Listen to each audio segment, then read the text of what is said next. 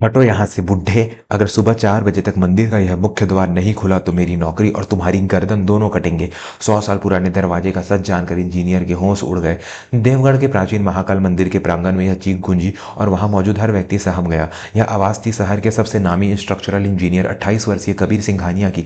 कबीर के सामने बारिश में भीगता हुआ एक 75 साल का बुजुर्ग खड़ा था। धोती फटी हुई थी, बदन पर केवल एक अंगोछा था और हाथों में एक पुरानी सी पोटली। इनका नाम था दामोदर काका। दामोदर काका के पुरखे पिछले 7 पीढ़ियों से इस मंदिर के रखवाले थे, लेकिन मंदिर ट्रस्ट ने आधुनिकीकरण के नाम पर उन्हें 2 महीने पहले ही काम से निकाल दिया था। आज की रात देवगढ़ के लिए कोई साधारण रात नहीं थी। 12 साल बाद महाकुंभ का संयोग बना था और कल सुबह 4 बजे ब्रह्मा मुहूर्त में मंदिर का स्वर्ण कपाट यानी मुख्य सोने का दरवाजा खुलना था। खुद देश के प्रधानमंत्री पहली आरती करने वाले थे। मीडिया की गाड़ियां, पुलिस का लश्कर और लाखों भक्तों की भीड़ बाहर जमा थी, लेकिन अंदर अंदर एक भयानक सन्नाटा और दहशत का माहौल था। समस्या यह थी कि जो दरवाजा पिछले 500 सालों से हर कुंभ में खुलता आया था वह आज जाम हो गया था। ट्रस्ट ने कबीर सिंघानिया की कंपनी को ठेका दिया था कि वह पुराने कब्जों को हटाकर यहाँ आधुनिक हाइड्रोलिक सिस्टम लगा दे ताकि दरवाजा बटन दबाते ही खुल जाए। कबीर ने दावा किया था कि उनकी जर्मन टेक्नोलॉजी उस पुराने दरवाजे को मक्खन की तरह खोल देगी, लेकिन अभी रात के 1 बज रहे थे और दरवाजा अपनी जगह से 1 इंच भी हिलने को तैयार नहीं था। कबीर का चेहरा गुस्से और डर से लाल था। उसने अपनी टीम के लड़कों को डांटते हुए कहा, तुम लोगों ने प्रेशर पंप चेक किया? कहीं वोल्टेज कम तो नहीं है? यह दरवाजा जाम कैसे हो सकता है? मैंने खुद इसका डिजाइन कंप्यूटर पर बनाया है। उसका असिस्टेंट कांपते हुए बोला, सर हमने 5000 PSI का प्रेशर लगा दिया है। इससे ज़्यादा लगाया तो दीवारें टूट जाएंगी या फिर सोने का दरवाजा पिचक जाएगा। मशीनें बता रही हैं कि कोई अवरोध नहीं है, फिर भी दरवाजा लॉक है। तभी दामोदर काका ने, जो एक कोने में खड़े होकर सब देख रहे थे, धीरे से आगे कदम बढ़ाया। उन्होंने हाथ जोड़कर कहा, बेटा यह दरवाजा बिजली के झटकों से नहीं खुलेगा। यह नाराज है, तुमने इसके सांस लेने की जगह बंद कर दी है। कबीर ने मुड़कर दामोदर को देखा और उपहास से हंसा। सांस? तुम अनपढ़ लोग हर पत्थर और लकड़ी को जिंदा समझ लेते हो। यह सॉलिड गोल्ड और सागौन की लकड़ी है, कोई इंसान नहीं जो सांस लेगा। सिक्योरिटी, इस पागल को बाहर निकालो, मेरा दिमाग पहले ही खराब है। दामोदर काका ने अपमान सहा लेकिन अपनी जगह से हिले नहीं। उन्होंने नम्रता से कहा, साहब मैं इसी चौखट पर पैदा हुआ और यही बूढ़ा हुआ। मेरे दादा कहते थे कि यह दरवाजा एक जीवित यंत्र है।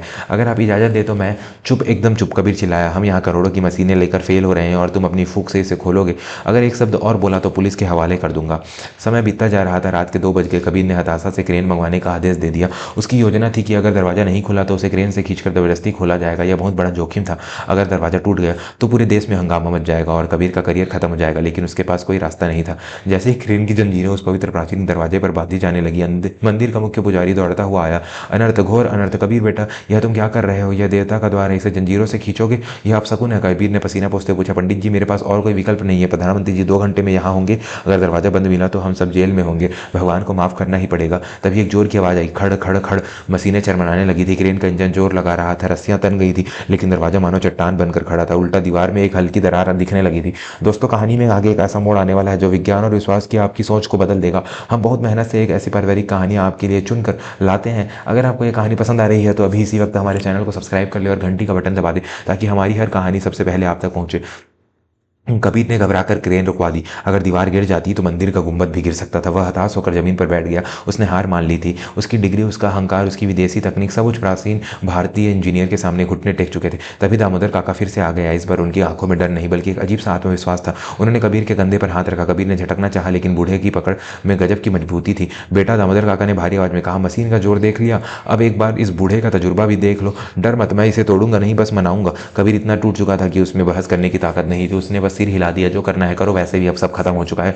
दामोदर काका ने अपनी पुरानी पोटली खोली। कबीर और उसकी टीम को लगा कि शायद कोई जादू टोना का सामान निकालेगा, लेकिन उसमें से निकला एक छोटा सा मोर का पंख और एक तांबे की पतली सी तार, जिसके आगे थोड़ा सा शुद्ध घी लगा था। दामोदर काका उस विशाल दरवाजे में ठीक बीच में गए, जहां एक बड़ा सा कमल का फूल नक्काशी में बना हुआ था। वह फूल सजावट का जैसा दिखता था। काका ने उस फूल पर तीसरी पंखुड़ी के नीचे एक बहुत ही बारीक सुई के बराबर छेद को ढूंढा। धूल और नए पेंट की वजह से वह छेद पूरी तरह से बंद हो चुका था। कबीर ने जब दरवाजा पेंट करवाया था तो उस छेद को फिनिशिंग के चक्कर में भर दिया था। दामोदर काका ने उस तांबे के तार से धीरे धीरे उस छेद को खोदना शुरू किया। इसे नासा छिद्र कहते हैं साहब, काका बुदबुदाए। प्राचीन कारीगर जानते थे कि मंदिर के गर्भगृह के अंदर और बाहर के तापमान में फर्क होता है। अंदर वैक्यूम बन जाता है। यह छेद हवा के दबाव को बराबर करने के लिए ही था। तुमने पेंट करके इसकी नाक बंद कर दी तो दरवाजा सांस कैसे लेगा? जब तक हवा अंदर नहीं जाएगी वैक्यूम इसे खुलने नहीं देगा, चाहे तुम 10 क्रेन लगा लो। कबीर सन्ने रह गए। वह फिजिक्स का छात्र था, उसे एयर प्रेशर का सिद्धांत पता था, लेकिन 500 साल पहले के कारीगर यह जानते थे थे, यह उसकी सोच से परे था। दामोदर काका ने वह मैल निकाला और फिर मोर पंख से उस जगह को साफ किया। जैसे ही वह छेद खुला, एक तेज सुस की आवाज आई और जैसे किसी ने गहरी सांस छोड़ी हो। हवा तेजी से उस छेद के जरिए अंदर खींची गई। काका पीछे हटे और उन्होंने कबीर की तरफ देखा। अब खोलो बेटा, हाथ से, मशीनों की जरूरत नहीं पड़ेगी। कबीर का दिल जोर जोर से धड़क रहा था। उसने कांपते हाथों से दरवाजे के हैंडल को पकड़ा। उसे लगा कि बहुत जोर लगाना पड़ेगा, लेकिन जैसे ही उसने हल्का सा धक्का दिया, वह टन टन की वजनी दरवाजा चर्र की मधुर आवाज के साथ बिना किसी विरोध के खुल गया।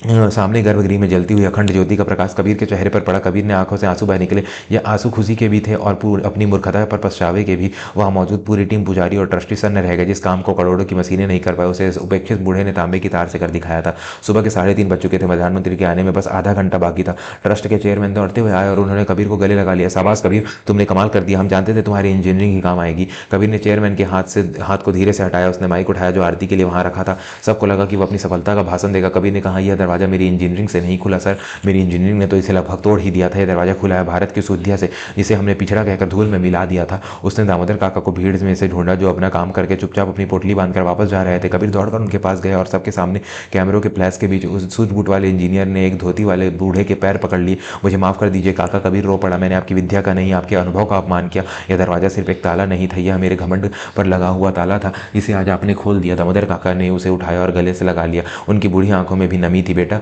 विद्या कभी पुरानी नहीं होती। नई तकनीक पेड़ की शाखाएं हैं जो ऊंची उठनी चाहिए, लेकिन परंपरा वो जड़ें हैं जिनके बिना पेड़ पहली आंधी में गिर जाएगा। जड़ों को कभी मत काटना। अगले दिन के अखबारों में प्रधानमंत्री की फोटो के साथ कबीर की नहीं बल्कि दामोदर काका की फोटो छपी। कबीर ने मंदिर ट्रस्ट के सामने शर्त रखी कि वह प्रोजेक्ट का पैसा तभी लेगा जब दामोदर काका को प्रधान संरक्षण के पद पर दोगुनी इज्जत और तनख्वाह के साथ वापस रखा जाएगा। ट्रस्ट को मानना पड़ा। उस दिन कबीर ने सिर्फ एक दरवाजा नहीं खोला था, उसने अपनी पीढ़ी के लिए एक नई दृष्टि भी खोली थी। उसे समझ आ गया था कि मॉडर्न होने का मतलब जड़ों को काटना नहीं बल्कि उन्हें सींचना है। दोस्तों, आज का सवाल, क्या आपको लगता है कि आज के दौर में हम अपने बुजुर्गों के ज्ञान को पुराना समझकर बड़ी गलती कर रहे हैं? अगर आप दामोदर काका की जगह होते तो क्या कबीर को माफ करते? अपनी राय कमेंट में जरूर लिखें। कहानी अभी खत्म नहीं हुई है, एक छोटा सा लेकिन बहुत गहरा सबक अभी बाकी है। उससे पहले अगर आपने अभी तक सब्सक्राइब नहीं किया है तो यही सही मौका है। नीचे दिए गए सब्सक्राइब बटन को दबाएं और हमारे परिवार का हिस्सा बने। कहानी का सार, जीवन में कई बार समस्याएं बहुत बड़ी लगती हैं और हम उन्हें सुलझाने के लिए ताकत, पैसा और अहंकार का इस्तेमाल करते हैं, लेकिन अक्सर बड़ी से बड़ी समस्या का हल बहुत छोटा और सरल होता है, जो शांत दिमाग और अनुभव से ही मिल सकता है। हमारे घर के बड़े बुजुर्ग उन पुराने दरवाजों से रखवाले हैं। हो सकता है उन्हें स्मार्टफोन चलाना ना आता हो, लेकिन उन्हें जिंदगी चलानी आती है। जब भी आप किसी मुसीबत में फंसे तो गूगल करने से पहले एक बार अपने माता पिता या दादा दादी के पास बैठिएगा। उनके पास शायद आपकी समस्या की ताबे की तार जरूर होगी। कमेंट में जय हिंद या माता पिता की जय लिखना ना भूले। मैं मिलूंगा आपसे अगली कहानी में एक और जज्बात से भरे सफर पर। तब तक अपना और अपने परिवार का बहुत ख्याल रखिएगा। शुभ रात्रि।